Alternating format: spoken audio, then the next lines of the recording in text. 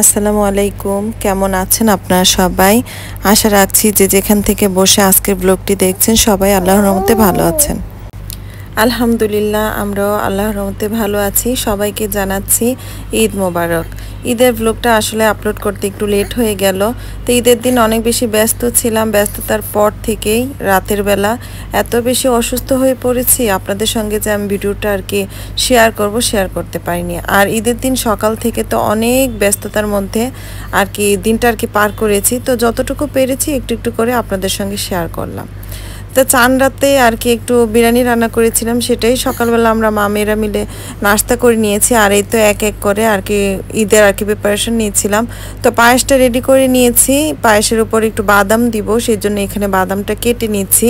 আর অন্যদিকে নবাবী শ্যামাইয়ের জন্য ভিতরে যেই ক্রিমটা দেয়, তো সেটা রেডি করে নিয়েছি। তো ক্রিমটা ঠান্ডা হচ্ছে, পরবর্তীতে ওটাও রেডি করে এখানে এই তো আমি বাদামটা দিয়ে দিচ্ছি, দিয়ে তারপর ফ্রিজে রেখে দিব।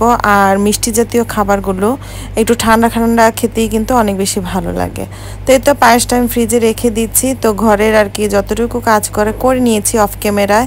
তো এখন একটু চা বসিয়ে দিলাম, সকালে নাস্তা করে নিয়েছি, এখন মনে হয় প্রায় 12টার মতন বাজে। ভাবলাম যে একটু চা খেয়ে নিই। তো চা ছাড়া তো একদমই চলবে না, ঈদ হোক আর যাই হোক। তো সকালে এই তো চাটা বানিয়ে নিচ্ছি। তো আমরা তিনজনে মিলে চাটা খেয়ে নিব। চাটা খেয়ে এনার্জি নিয়ে সংসারের অন্যান্য কাজগুলি করে নিব। তো এই তো চাটা আমি ঢেলে নিচ্ছি। আর বাচ্চারাও বলছিল যে ঠিক আছে মামুনি, তোমার সঙ্গে আমরাও একটু চা খাবো। আর যখনই আমি চা খাই ওরা কিন্তু মিস যায় না, ওরাও আমার সঙ্গে চা খায়। আর যারা চা খান তারা অবশ্যই জানবেন যে চা খেতে এবং খাওয়াতে কিন্তু অনেক বেশি ভালো লাগে। আর চাটা কেন জানি একা খেতে একদমই ইচ্ছে হয় না। তো এই তো চায়ের সঙ্গে একটু স্ন্যাক্স আইটেম নিয়ে নিলাম। তো একটা চিপস নিয়ে নিলাম, ওরা বলছিল চিপসই খাবে। তো এই তো এইভাবেই ঈদের দিনটা পার করেছি মা মেয়েরা একা একা ঘরের মধ্যেই। আর চায়ের সঙ্গে তো টানা হলে ভালোই লাগে না। তো এই তো আমি চিপসটা নিয়ে নিলাম, বাচ্চারাও খাবে, সেই সঙ্গে গল্পও করছিলাম। আর এই তো চাটা খেয়ে নিচ্ছি।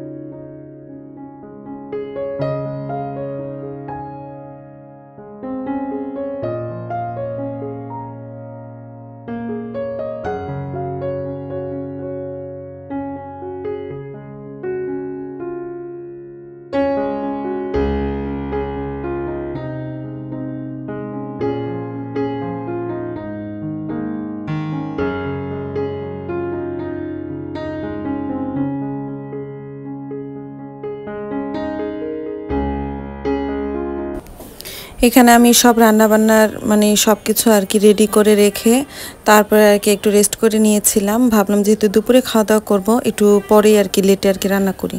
তো এই তো এখানে আমি রান্না করার জন্য চলে এসেছি। তো এখানে দেখতেই পাচ্ছেন আমি চাইনিজ ভেজিটেবল যেটা সেটা করব। তো এখানে চিকেনটাকে এইভাবেই আমি করে নিচ্ছি। তো দেখে হয়তো বুঝতে পারছেন। আর আজকে কিন্তু আমি ডিটেলসে শেয়ার করছি না, জাস্ট যা যা করেছি সেটাই আপনাদের সঙ্গে শেয়ার করছি।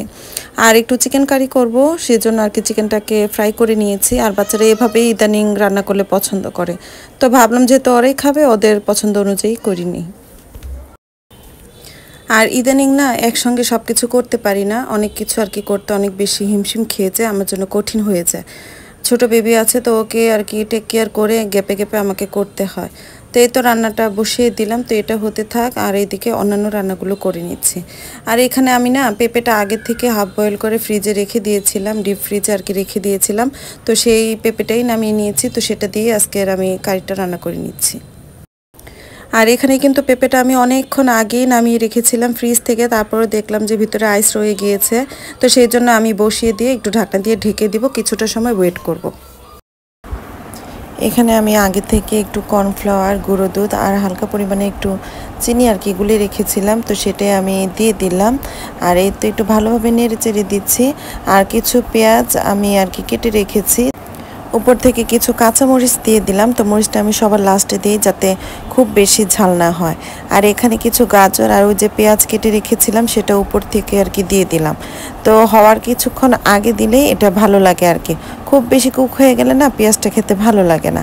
তো এই তো রান্নাবান্না কমপ্লিট, এখন এক এক করে খাবারগুলো বেড়ে নিচ্ছি। আর এখানে না প্রত্যেকটা খাবারই অনেক বেশি মজার হয়েছিল আলহামদুলিল্লাহ। তো এই তো আমাদের সবার জন্য আর কি খাবার বেড়ে নিচ্ছি, তো সবাই মিলে লাঞ্চটা একসঙ্গেই করব। তো এই তো এখানে পোলাও করেছি, চিকেন করেছি, সেই সঙ্গে একটু ভেজিটেবল করলাম, আর করেছিলাম একটু গরুর গোশত। তো এই তো চটপট আর কি যা যা পেরেছি ঈদের দিনের জন্য করে নিলাম। আর খুব বেশি রান্নাবান্না তেমন একটা করিনি আইটেম। তো এই তো খাওয়া দাওয়ার পর এখন তো সেমাই খাওয়ার পালা, সেমাই না খেলে তো একদম ঈদ হবে না। আর আরিয়া চান রাত থেকে কয়বার করে যে ঈদের দিন পর্যন্ত আমাকে বলেছে যে নবাবী সেমাইটা আর কি ওকে রেডি করে দেওয়ার জন্য, ও এত বেশি পছন্দ করে। তো পায়েস খেয়েছিল সকালবেলা, তো এখানে আমি খাবারের পর নবাবী সেমাইটা ওকে আর কি রেডি করে দিয়ে দিচ্ছি। আর নবাবী সেমাইটা আমি একসঙ্গে মানে বড় একটা বাটিতে সেট করি না, তাতে হয় কি খাবারটা যদি শেষ হয়ে না যায় তাহলে কিন্তু সেমাইটা ড্যাম হয়ে যায়। তো এইভাবে আমি আর কি একটু ভেজে রেখে দিই ঠান্ডা করে একটা বক্সে, যখন খাবে ঠিক তখনই রেডি করে আর কি দিই। তো এইখানে আমি সেমাইটা রেডি করে দিলাম, আর ভিতরে যদি কিশমিশ বা বাদাম দিই আরিয়া একদমই খাবে না, ফেলে দিবে। তো সেই জন্য আমি উপর থেকেই দিয়ে দিলাম, যদি পছন্দ হয় খাবে, নয়তো আর কি ফেলে দিবে আর কি।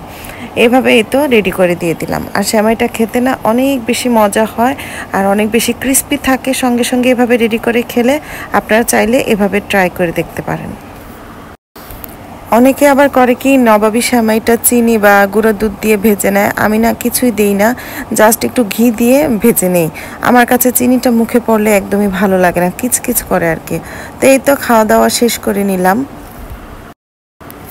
যারা কষ্ট করে এই পর্যন্ত আমার ব্লগটা দেখছেন, আমার সঙ্গেই রয়েছেন, আপনাদের সবাইকে জানাচ্ছি অসংখ্য ধন্যবাদ। তাই তো খাওয়া দাওয়ার পর বাচ্চারা সন্ধ্যার পর আর কি বলছিল একটু বাহিরে যাবে। আর কোরবানি ঈদে না আমি বাচ্চাদেরকে নিয়ে তেমন একটা বের হই না, যেহেতু বাহিরে আর কি কোরবানি হয়, একটু দুর্গন্ধ হয়, রাস্তাঘাটে একটু মানে অবস্থাটা একটু খারাপ থাকে, তো বাচ্চাদেরকে নিয়ে তেমন একটা বের হতে ইচ্ছে হয় না। রোজার ঈদে বাড়িতে ছিলাম, বা ওরা বলছিল যে ঈদে তো বাড়িতে ছিলাম, কোথাও ঘুরতে যাইনি, বাহিরে যাইনি। আর প্রত্যেকবার ঈদের সময় চান রাতের দিন চেষ্টা করি একটু বাইরে যাওয়ার জন্য। মানে আমার কাছে মনে হয় ঈদের মজাটাই চান রাতে। আমরা ছোটোবেলা কত বেশি মজা করতাম, সারা রাত জেগে থাকতাম, মেহেদি পড়তাম, কিন্তু এখন করি কি বাচ্চাদেরকে নিয়ে একটু বাহিরে যাই, আইসক্রিম খাই, এই আর কি। কিন্তু এবার যেহেতু প্রচুর বৃষ্টি ছিল, যাওয়া হয়নি। তো বাচ্চারা বলছিল একটু বাহিরে যাবে, এখানে ওদেরকে নিয়ে বের হয়ে পড়লাম। এখানে এই তো বাসায় চলে এসেছি বাচ্চাদেরকে নিয়ে ঘুরে ফিরে। তো বাচ্চারা চটপটি ফুচকা আর কি খেয়েছে, আর দই ফুচকাটা ওরা অনেক বেশি পছন্দ করে, আমার কাছেও ভালো লাগে। তো বাইরে তো প্রচণ্ড গরম, কিছুটা সময় পার করে বাসায় চলে এসেছি। তো আপনাদের ভাইয়ার শরীরটা অত একটা ভালো ছিল না সকাল থেকেই, তো বলছিল যে পরোটা খাবে। তো এই তো এখানে আবার আমি একটু পরোটা বানিয়ে নিচ্ছি।